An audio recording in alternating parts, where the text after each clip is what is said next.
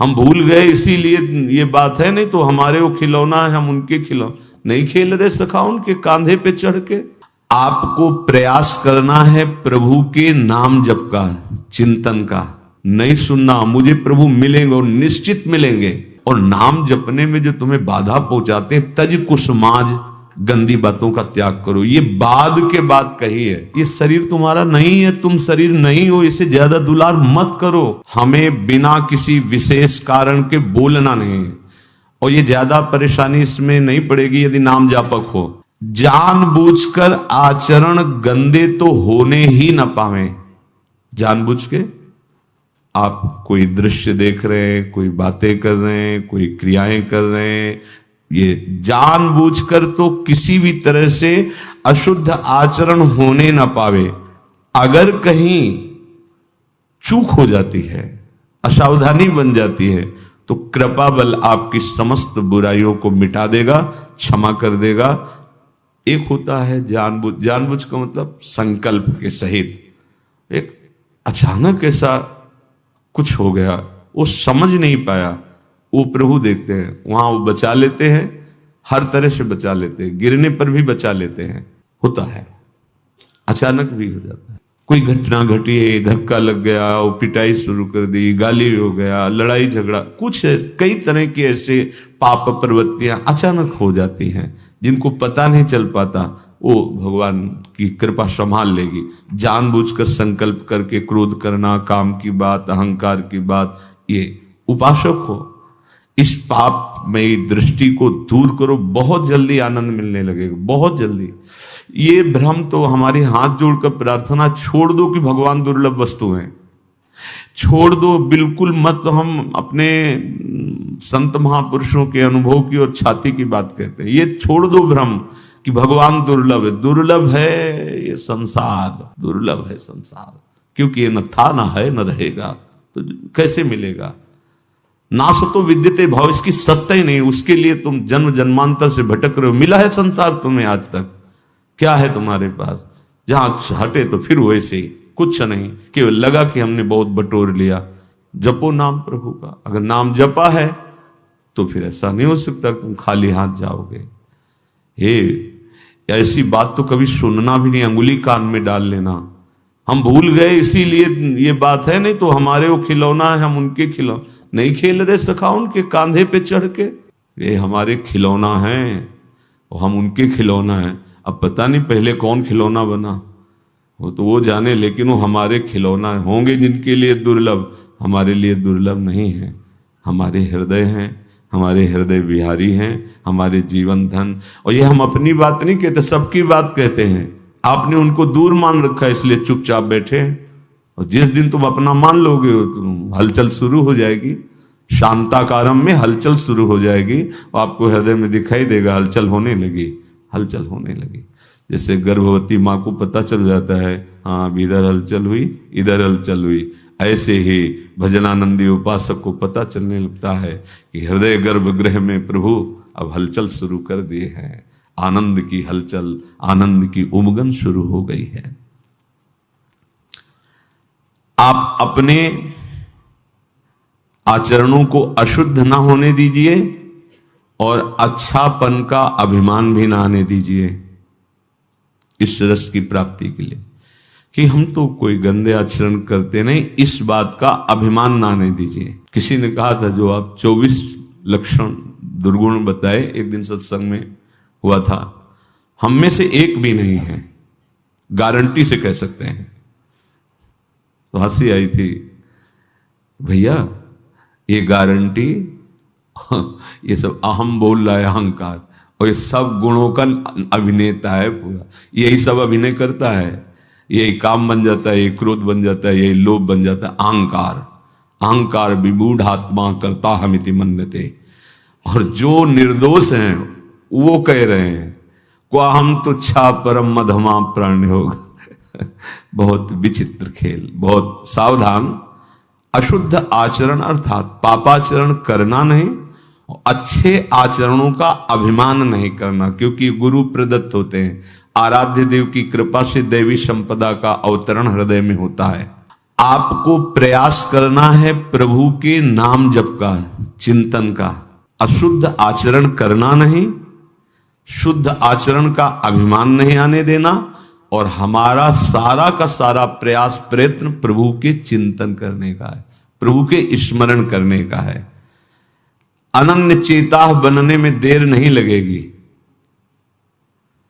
ओ अनन्य चेता सततम यो माम स्मृति नित्य सा तस्याहम सुलभा पार्थ नित्य युक्त योगिना। आप भाव करके देखो, भगवान की प्राप्ति दुर्लभ है। भगवान अपने घर के हैं भाई। माया भगवान की घरनी है, जिसे तुम अपनी घरनी बनाना चाहते हो। कभी नहीं बना पाया कोई और न बना पाओगे। मायापति सिर्फ भगवान है, दूसरा कोई नहीं। और आप सब माया को अपनी घरनी बनाना चाहते हो, नहीं स्वामी बनना चाहते हो ना माया के। कौन हो? भगवान अपने घर के हैं भाई। भगवत प्राप्ति कोई बहुत दुर्लभ बात नहीं है। दुर्लभ बात है माया के आकर्षण से बच पाना। भगवान की प्राप्ति, हाथ उठा के कहता हूं, ये तो कभी शब्द कान में मत पड़ने देना, नहीं तो जन्म बिगड़ जाएगा।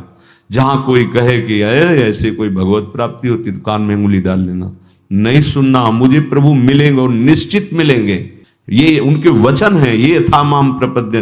गोस्वामी जी बहुत सुलझे हुए महापुरुष हैं, तुलसीदास जी महाराज। इसमें हमें ये बताओ कि इसमें क्या शब्द कहा है। पहला शब्द है बिगड़ी जन्म अनेक की। समझ में आ गया? अब ही सुधरे आज, ये भी बस समझ में, आज अभी सुधर जाएगी। क्या कह रहे हैं? हो ही राम को, बस इतने में रुक जाओ। इतने में तुम्हारी बिगड़ी संभल गई, तुम्हें भगवत प्राप्ति हो जाएगी।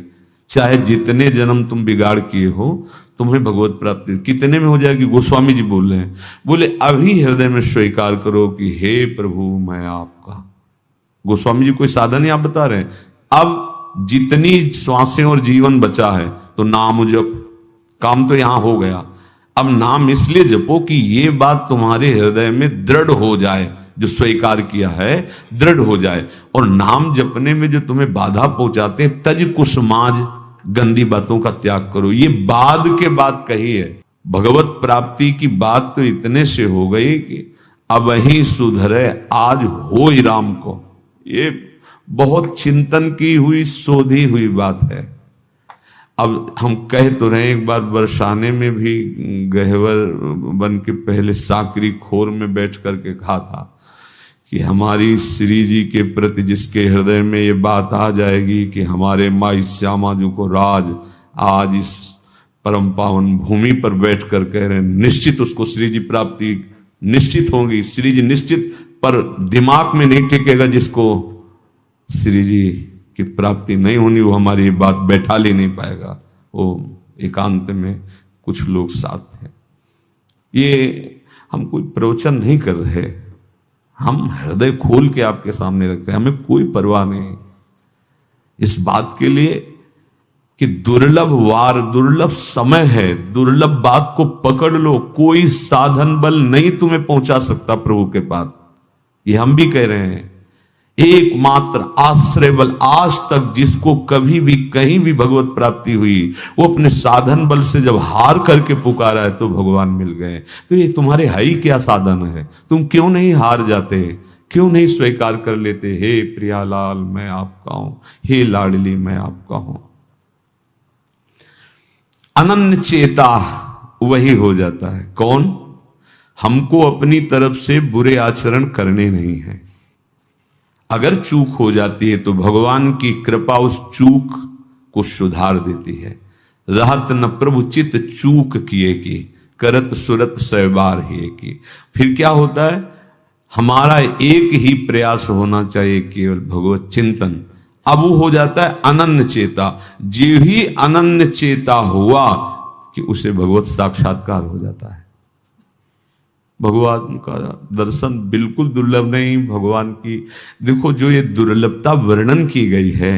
अब जैसे ग्वारिया बाबा या भक्त गोपाल चरवाहा या ओम प्रकाश जी या और भी बड़े बड़े, पाई भर इनको कष्ट नहीं होता।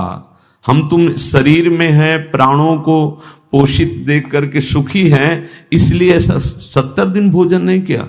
अरे तुम क्या जानो, अनंत ब्रह्मांडों का पोषण करने वाला प्रभु उनको पोषित कर रहा है, अमृत सुख दे रहा है, तो इस अन्न पानी की क्या बात रह गई। तो ये थोड़ी कि इतना भयानक कष्ट उसने सहा, कष्ट सह के नहीं, अपार सुख में 70 दिन व्यतीत हुए श्री ओम प्रकाश जी के। अपार सुख में रंत देव जी के कितने दिन व्यतीत हुए, अन्न पानी भी नहीं है, अपार सुख। वो भगवदानंद है। कैसे बाह्य देहाभिमानी जीव बुद्धि की कहां पहुंचे उस सुख के लिए। ये चिंता मत करो, ये कोई दुख नहीं है। जिस साधक को अपने शरीर सुख आराम देने की वृत्ति बन गई है, बहुत ध्यान से सुनिएगा, हमारी कुछ ऐसी कमियां हैं जो हमें आगे नहीं बढ़ने देती। जिस साधक को शरीर सुख और आराम देने, ये शरीर तुम्हारा नहीं है, तुम शरीर नहीं हो, इसे ज्यादा दुलार मत करो।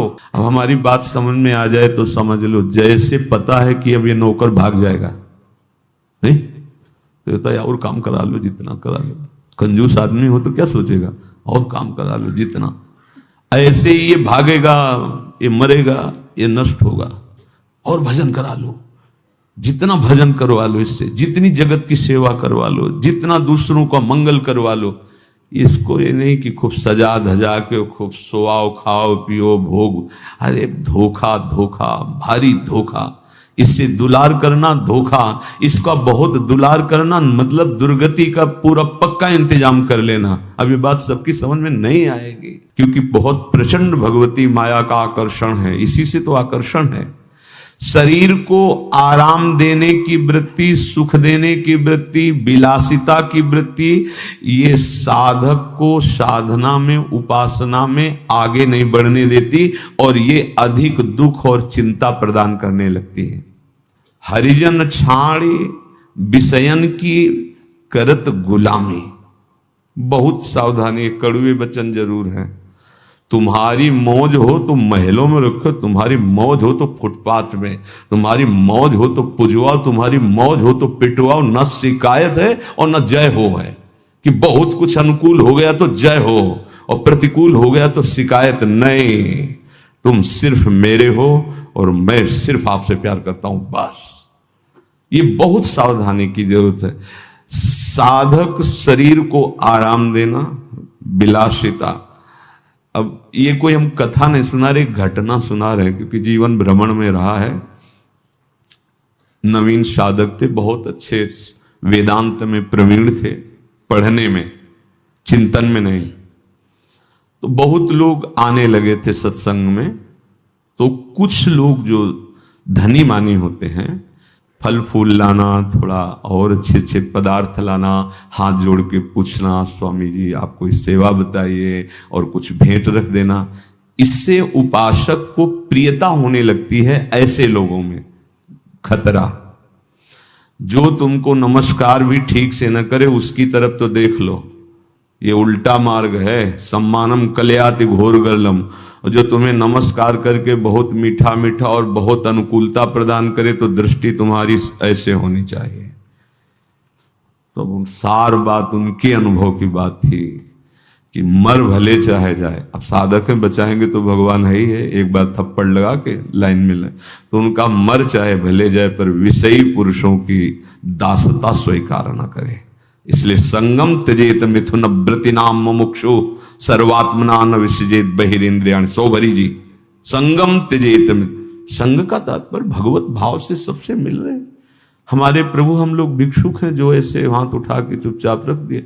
जो सामने आ गया भोग लगाओ खाओ, जैसी व्यवस्था, परिचय नहीं होना चाहिए, वही करें।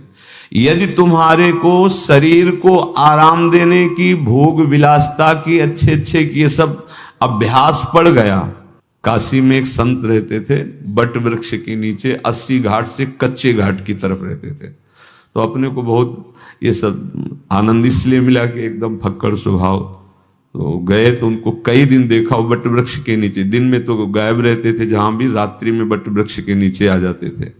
तो सर्दी का समय था, और ये युगल किशोर भी जानते जो यहाँ वाकई रहे हैं, ये उनको एक बहुत महंगा साल किसी ने उड़ाया था। महंगा, काशी तो धनियों की नगरी, तो ऐसे उड़ाया। ओढ़े रहे रात भर, और दिन जहाँ सुबह हुआ तो वहीं छोड़ करके अपना दिन में गायब हो गए। शाम के फिर आए तो ऐसा महंगा साल कहाँ रखा है, फिर अपने उघार बैठे। संतों की मौज होती, कभी भगवान साल दुसाला उड़ा दिए, कभी फटा कम्बल, कभी ऐसे ही आसक्त चित्त नहीं कि अमुक ने इतना सुखद व्यवस्था कर दी तो उसके प्रति प्रभावित हो जाना, ये तभी हमारे अंदर प्रेम रस का प्रादुर्भाव नहीं हो जाता। क्योंकि अन्य आश्रय, अन्य चाह, अन्य भरोसा। फिर सुन लीजिए, साधक को शरीर को आराम देने की प्रवृत्ति, सुख देने की प्रवृत्ति और विलासिता, ये दुख और चिंता प्रदान करेगी, भजन को रोक देगी। अपने लोगों की जो हृदय में करुणा वृत्ति होती है वो किसी एक पर नहीं होती है। सर्वे भवन्तु सुखिनः सर्वे सन्तु निरामया। आप भोजन दे रहे हो और वो भोजन छीन रहा है, लेकिन हमारे हृदय से यही निकलेगा कि जैसे आपका मंगल हो तैसे भगवान उसकी बुद्धि शुद्ध करें और उसका मंगल हो। सर्वे भवन्तु सुखिनः, एक पक्ष आ गया, फंस गए, ममता कर लिए, आसक्ति कर लिए, आपकी गति बिगड़ जाएगी। बहुत सावधानी का ये परमार्थ का विषय है। जब हम शरीर सुख और विलासिता में उतरते हैं तो भारी ये चार बातें उत्पन्न हो जाती हैं। ये भोग सत्य है ऐसा लगने लगता है। देखो, ये भोग सत्य है ऐसा लगने लगता है, और ये बहुत ही प्रिय है, रमणीय है, उसको भोगने की बहुत प्रियता जागृत हो जाएगी, और ये हमें बहुत सुख प्रदान करता है। और चौथा, घोर प्रबल आसक्ति। ये चार चीजें, दुर्गति पक्की हो जाती है। कोई भी भोग विलासिता ये चार प्रभाव डालती। भगवान कह रहे हैं इनकी सत्ता नहीं, दुखालयम अशाश्वतम। देखो, उल्टी बुद्धि हुई। जो अशाश्वत भगवान कह रहे हैं कि ये है, तो हमें क्या लगने लगता है ये सत्य है। देखो, संसार में यही हो रहा है, ये सत्य है। दूसरा क्या, रमणीय, बहुत भोगने में सुख मिलता है, बहुत, मतलब अब इसके भोगे बिना हम रह नहीं सकते। और तीसरा, चरम अवस्था का सुख यही है, भगवान भी अगर हो तो प्रसन्न हो तो यही हमें दे दे। और चौथा, आसक्ति, प्रबल आसक्ति, प्रबल आसक्ति। मर सकते हैं पर इससे दूर नहीं रह सकते, ऐसे भोग प्रबल हो जाते हैं। तो उपासक को परम सुंदर, परम सुखदायक, नित्य सच्चिदानंद में प्रभु से प्रेम करना है। तभी हमारा ये आवागमन, तभी दुख, चिंता, शोक, नाना प्रकार की विपत्तियों से हम बच पाएंगे। इसलिए बहुत सावधान रहें शरीर की विलासिता से। अब आगे की बात कह रहे हैं, साधक बोलने में चूक ना करे। अगर बोलने में सावधानी नहीं करेगा, सावधानी नहीं रखेगा, तो जबान से जो भजन होता है उसका प्रभाव रुकने लगेगा और आपका मन भजन से हटने लगेगा। पहली सावधानी, पहला नियम लो कि हमको बहुत बोलना नहीं है, बस भाई भाई हर समय लगे रहना, वही प्रपंच की बातें। पहला संयम वाणी का लो, हमें बिना किसी विशेष कारण के बोलना नहीं है। और ये ज्यादा परेशानी इसमें नहीं पड़ेगी यदि नाम जापक हो। अब एक बार बताया था पीछे कि अब सबको अलग अलग अनुभव होते हैं ना, अलग अलग भजन का। जैसे अपने गुरुदेव भगवान ने बताया था संन्यास मार्ग में कि निरंतर मंत्राकार वृत्ति करने के लिए ये जिह्वा का अग्रभाग, तालू और दांत के जहां जोड़ है वहां, जैसे ऐसे, मतलब वो तो अंदर का विषय है ना, नीचे की तरफ होगा तो विषय चिंतन होगा पक्का। आप देखना जब विषय चिंतन हो रहा होगा तो जिह्वा का अग्रभाग नीचे के दांतों की तरफ होगा और ये मुद्रा आ जाती है। और मंत्र का हल्का सा होता है, अब बोलने की हिम्मत ही नहीं पड़ेगी। कोई बात करना चाहेगा तो आप मुंह फेर के जाना, क्योंकि जब तक हटाओगे नहीं जिह्वा का अग्रभाग, तालू और ऊपर के दांत के जहां से ज्वाइंट है, ऐसे ये मुद्रा देखना भजनानंदी महात्माओं को। या तो उपांशु में अगर वाचिक नाम जप रहे तो ऐसे चलता मिलेगा, और जो थोड़ा अंतर की तरफ, और आप हमारे गुरुदेव भगवान को देखना तो यहाँ हिलता नजर आएगा, यहाँ यहाँ हिलता, देखा है आप लोग, हिलता नजर, जब जब कभी जैसे चार लोग कोई बात करने लगे तो यहाँ एकदम एकदम, नहीं तो शांत अंदर मानसिक, अगर जरा सा हुआ तो इतने सावधान, यहाँ से चलने लगता है। अब आपका मंत्र चल रहा है तो आपको बोलने की हिम्मत ही नहीं होगी। जब बोलने का आएगा तो एक मन से अब उसको हटाना पड़ेगा ना, जिह्वा का अग्रभाग नीचे, तभी तो बोल पाओगे। तो व्यर्थ की बातें अपने आप बंद हो जाएंगी। दूसरी बात, अगर बोलना है तो पहले ये देख लेना है कि हमारी इस वाणी में किसी की निंदा तो नहीं हो रही है। कभी कभी प्रशंसा करते करते निंदा हो जाती है, यार बहुत अच्छे वो साधक हैं, बहुत अच्छा, मतलब क्या उनकी दिनचर्या ऐसे ऐसे ऐसे, और भी हमने देखा है उनका, बस ये और वो, यहां तक तो ठीक था। इसके आगे जो हुआ तुम्हारे सुकृत नष्ट करने वाला हो जाएगा। वाणी, पहली बात तो हमको ज्यादा बोलना नहीं है, उचित बोलना है। उसमें देखना किसी की निंदा तो नहीं हो रही। जैसे यार बहुत बढ़िया पोशाक ठाकुर जी की है, और वहां जब गए ना, देखा ना, अरे अपने ठाकुर जी की पोशाक के आगे कुछ नहीं थी, मर गए तुम। क्या कर डाला? तुम्हारी तो ठाकुर थे, एक जगह प्रशंसा कर दी, एक जगह निंदा कर दी। प्रशंसा में दोष नहीं है, किसी की प्रशंसा करना और अपनी निंदा सुनना, ये दोनों निर्दोष हैं। लेकिन दूसरे की निंदा करना और अपनी प्रशंसा करना, ये बड़ा दोष है। पर प्रशंसा इतना कोई चतुर सुजान हो कि प्रशंसा ही केवल हो, उसके उदाहरण में किसी की निंदा ना होने पावे, तो वो प्रशंसा निर्दोष मानी जाएगी। वाणी को बहुत संभाल के साधक, बहुत संभाल के। तो पहली बात तो है कि हमें अधिक बोलना नहीं। दूसरी बात यह है कि अगर हम कहीं बोले तो कभी किसी की किसी भी प्रकार से निंदा नहीं होनी चाहिए। दर्शन करने गए वो तो ठीक ही था, लेकिन बगल में जो हमने देखा भाई, हमको तो मतलब अब शुरू गए थे अपने पाप मोचन करके भगवत विग्रह के दर्शन करने, और अगल बगल के दृश्यों को देखकर निंदा कर डाली, सब खो डाला। बहुत संभल के, बहुत सब। और ये दोष तुम्हें समझ में नहीं आते कि हमसे दोष हो रहे हैं और आप कर बैठते हैं। दूसरी, तीसरी, आपको वाणी में देखना है कहीं तुम्हारी प्रशंसा वाली बात तो तुम्हारे मुख से नहीं निकल रही। कहीं आप बात कर रहे हो, कहीं अहंकार की गुदगुदी हो रही है और आप अपनी प्रशंसा मार रहे हो, ऐसा तो कोई विषय नहीं। अगर है तो तुम्हारी साधना में घातक हो जाएगा। जैसे दूसरे की निंदा करना घातक हो जाता है, अपनी प्रशंसा करना घातक हो जाता है।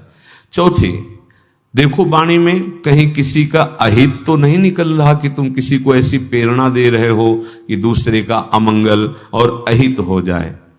देखो वाणी में कहीं तुम झूठ कपट का शब्द तो उच्चारण नहीं कर रहे हो। बस ये 5 बातें अपने जीवन में देख ले। हमें व्यर्थ चर्चा नहीं करनी, वाणी बोलनी है। प्रशंसा भले किसी की कर दो, निंदा होने ना पावे। अपनी प्रशंसा अपने मुख से कभी ना करें। दूसरे का किसी भी तरह से अहित करने वाली षड्यंत्र वाली वाणी ना बोले। कभी झूठ का आश्रय न ले, व्यर्थ चर्चा ना करें। ये अगर वाणी शुद्ध, तो बहुत जल्दी जैसे पहले भावों का वर्णन हुआ, भगवत कृपा से उन भावों का हमारे हृदय में उन्मेष हो जाता है, वो प्रकट होने लगते हैं। शेष चर्चा आगे। श्री राधा वल्लभ।